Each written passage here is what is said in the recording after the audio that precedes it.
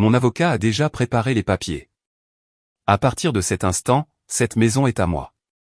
La voix de mon frère résonnait sur les cristaux du lustre, comme une sentence prononcée dans une salle d'audience. Il n'a même pas sourcillé en se tournant vers la foule, levant son verre plus haut. Elle n'est plus la bienvenue ici.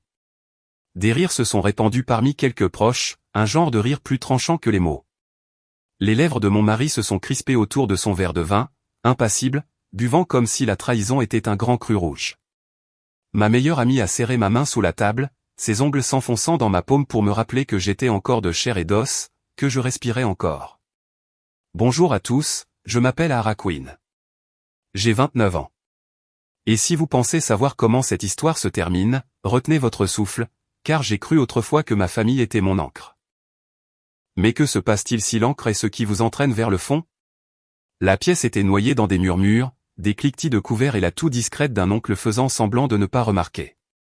Mon frère, dans son costume sur mesure, se prélassait au centre, comme s'il avait répété cette scène pendant des mois.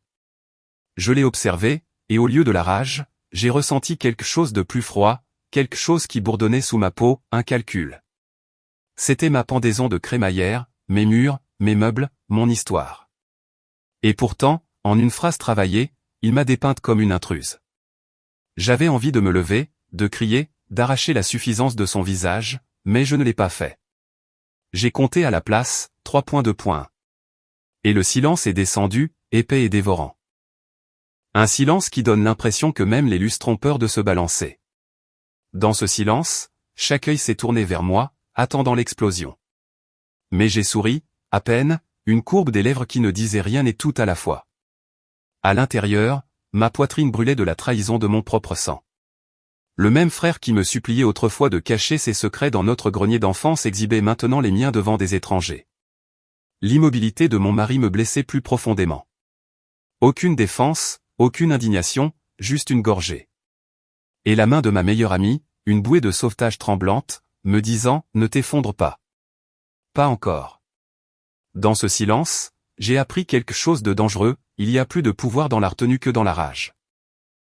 Mon frère pensait que le spectacle était le sien, mais j'avais déjà commencé à écrire un scénario qu'il n'oublierait jamais, car le silence est le conte à rebours le plus bruyant, et le mien ne faisait que commencer. Le silence ne m'a pas brisé, il les a brisés. Un cousin s'est raclé la gorge trop fort. Un autre a traîné sa chaise, et mon frère souriait toujours, confondant le silence avec la victoire. Son verre a capté la lumière alors qu'il le faisait tourner, savourant le moment. « Ne restez pas là à ne rien faire » a-t-il dit, presque en me narguant. « Tu savais que ça allait arriver. Tu as toujours été l'invité dans ta propre maison. » Ces mots étaient des flèches trempées dans des années de jalousie refoulée, mais je n'ai pas bronché. Au lieu de cela, j'ai senti le pouce de mon ami appuyé contre le mien sous la table, un rythme régulier, reste calme. Reste alerte. J'ai étudié la pièce comme un champ de bataille. Les oncles se sont penchés en arrière, les bras croisés, faisant semblant d'être neutres. Les tantes chuchotaient derrière des serviettes, leurs murmures montant comme de la fumée. Mon mari. Oh, mon mari. Il s'est appuyé nonchalamment contre la chaise, un demi-sourire serré, les yeux évitant les miens. Il était trop à l'aise dans l'ombre de mon frère, trop complice. À l'intérieur, mon pouce est accéléré, non pas à cause du choc, mais à cause de la clarté. Sa déclaration n'était pas spontanée, c'était réchauffé. Un scénario rédigé non seulement par mon frère, mais soutenu par quelqu'un qui connaissait mes faiblesses, quelqu'un qui se tenait plus près que le sang. J'ai levé mon verre lentement, en suivant son rythme. Intéressant, ai-je dit doucement, ma voix assez basse pour les inciter à se pencher. Mais dis-moi, frère, quand as-tu commencé à échanger la loyauté contre des signatures? Était-ce avant ou après avoir emprunté de l'argent que tu n'as jamais remboursé? Son sourire a vacillé. Juste une lueur, mais c'était suffisant. Mes mots ont imprégné l'air comme des fissures se formant dans du marbre poli. Mon ami a resserré son emprise sous la table. Un encouragement silencieux, une promesse secrète, je suis avec toi. La foule s'est agitée mal à l'aise, sentant l'étincelle de quelque chose de plus grand qu'une querelle familiale. Et à ce moment, j'ai réalisé que mon frère n'était pas le seul à s'être préparé pour cette nuit, car parfois la vengeance n'arrive pas dans le tonnerre, elle commence par des murmures qui coupent plus profondément que les cris. Et j'étais prête à murmurer plus fort que quiconque n'avait jamais douté. Son sourire s'est fissuré, à peine, mais je l'ai vu, cette lueur de panique qu'il a essayé d'enfouir sous l'arrogance. Il a posé son verre trop vite, le bruit sonnant fort à travers la table. Ne déforme pas la vérité, a-t-il claqué. Tout le monde ici sait que tu as été imprudente. Il fallait que quelqu'un intervienne avant que tu ne détruises tout. Le public s'est rapproché, avide de drame. Ma poitrine s'est soulevée lentement, délibérément. Je n'ai pas précipité ma réponse. Détruire tout, ou construire quelque chose que tu ne pouvais pas supporter de me voir posséder. Des halètements ont flotté. La lumière du lustre scintillait sur une douzaine d'yeux changeants. La mâchoire de mon frère s'est serrée, mais son regard s'est d'abord porté sur mon mari, puis sur les papiers pliés soigneusement dans la poche de sa veste. C'est alors que ça m'a frappé, mon mari n'était pas silencieux parce qu'il était neutre. Il était silencieux parce qu'il le savait déjà. Mon estomac s'est serré comme un nœud tiré trop vite. La trahison avait un visage, et c'était celui qui sirotait du vin à côté de moi. Je l'ai regardé, forçant ses yeux à croiser les miens. Il a détourné le regard le premier. Confirmation. Le silence est devenu plus lourd, comme des nuages d'orage qui pesaient bas. La main de ma meilleure amie tremblait contre la mienne, mais pas de peur, de fureur qu'elle ne pouvait pas montrer. Soyons clairs, a continué mon frère, la voix s'élevant. L'acte est signé. L'avocat le confirmera. Ce n'est plus à toi. Sa certitude était répétée, mais le tremblement dans son ton le trahissait. Il n'était pas invincible. Il était acculé par son propre mensonge, et tout le monde dans cette pièce l'a senti se propager. Je me suis penché en avant, ma voix à peine plus forte qu'un murmure, le genre de murmure qui force les gens à cesser de respirer juste pour l'attraper. Tu penses peut-être avoir volé ma maison, frère, mais tu n'as fait que construire la scène de ton propre effondrement. Le lustre a vacillé une fois, comme si même l'électricité retenait son souffle. Le compte à rebours n'était pas terminé, il s'était seulement affûté, et je pouvais sentir chaque paire d'yeux attendre la prochaine explosion, sans réaliser que je tenais l'allumette. L'allumette dans ma main, invisible, mais brûlante. J'ai laissé le silence s'étirer jusqu'à ce qu'il devienne insupportable, jusqu'à ce que la pièce elle-même se penche en avant. Puis j'ai parlé doucement, délibérément. Si tu crois vraiment que l'acte est à toi, frère, alors pourquoi tes mains tremblent-elles chaque fois que tu le mentionnes?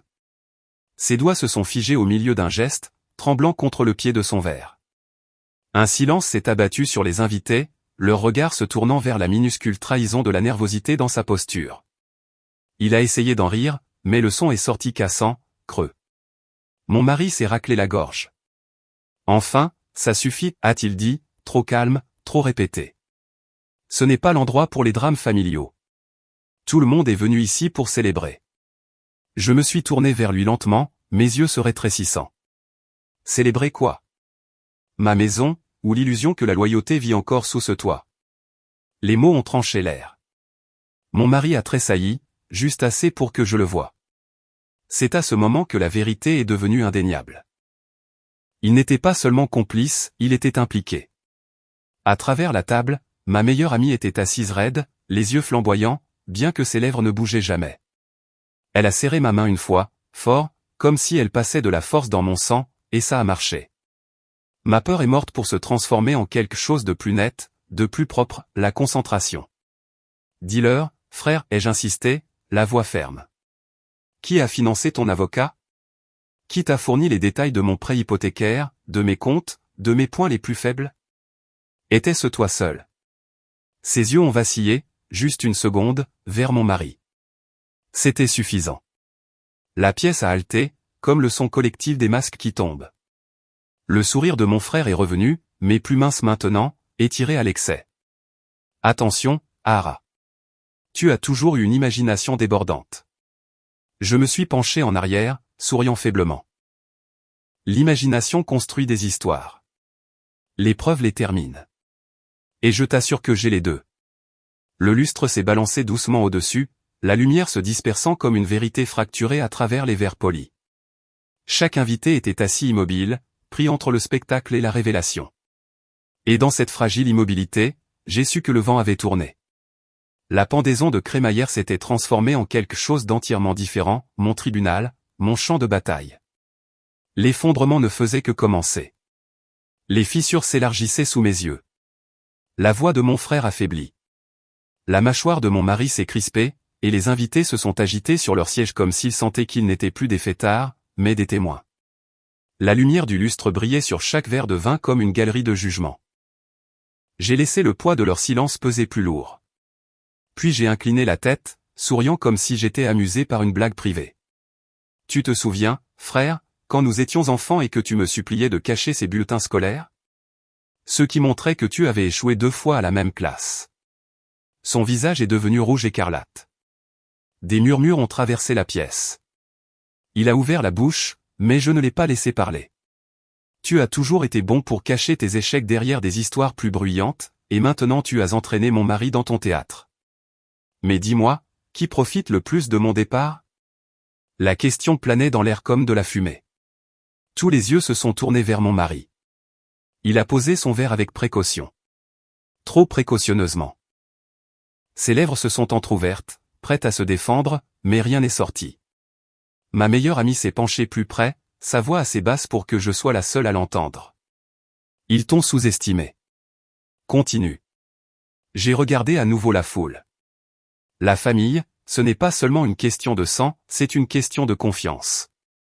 Et ce soir, dans ma maison, vous m'avez montré exactement qui fait plus confiance à la trahison qu'à la vérité. Mon frère a essayé de rire, mais le son a sonné faux. Tu n'as pas de preuves, Hara. Tu as des histoires, et les histoires ne te sauveront pas. J'ai levé mon verre. Tu as raison. Les histoires ne me sauvent pas, elles sauvent les gens qui les entendent, ceux qui voient enfin le masque tomber. Les preuves, cependant. Les preuves détruisent. Un coup sec a ébranlé la porte d'entrée. Toutes les têtes se sont tournées. Le timing était parfait, presque cinématographique. Mon frère s'est raidi. Mon mari s'est figé. Je me suis levé lentement de mon siège, ma robe effleurant les pieds de la chaise, et j'ai souri à la pièce. La preuve, ai-je murmuré, c'est toujours quand arrivé. On a frappé à nouveau, plus fort, exigeant. Et dans ce son, la scène que j'attendais s'est ouverte en grand.